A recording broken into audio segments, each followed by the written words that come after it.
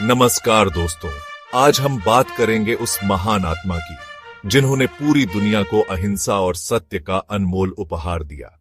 जी हां, हम बात कर रहे हैं भगवान महावीर की, जिनकी जयंती हर साल धूमधाम से मनाई जाती है।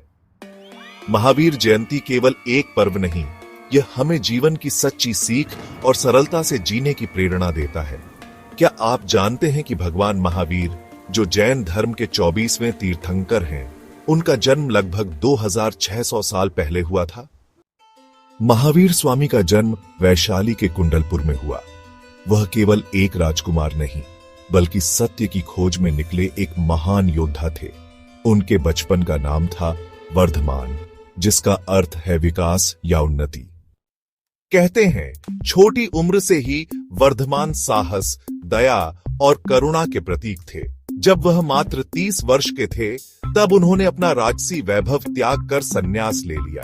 क्या आप सोच सकते हैं, एक राजा जो हर सुख सुविधा में पला बढ़ा हो, वह अपना सब कुछ छोड़कर साधारण जीवन जीने का निर्णय ले?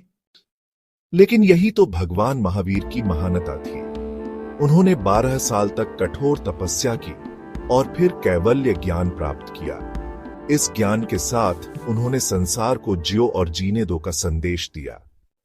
उन्होंने हमें सिखाया कि अहिंसा, सत्य, अस्तेय, ब्रह्मचर्य और अपरिग्रह जैसे सिद्धांतों को अपनाकर ही हम सच्चा सुख पा सकते हैं। सोचिए, आज की भागदौड़ भरी जिंदगी में अगर हम सिर्फ अहिंसा का ही पालन करें, तो कितनी शांति का अनुभव होगा। महावीर जयंती का दिन हमें यह याद दिलाता है कि सच्ची खुशियां बाहर नहीं, बल्कि हमारे भीतर हैं। भगवान महावीर के उपदेश न केवल जैन धर्म के लिए, बल्कि पूरे मानव समाज के लिए अनमोल धरोहर हैं।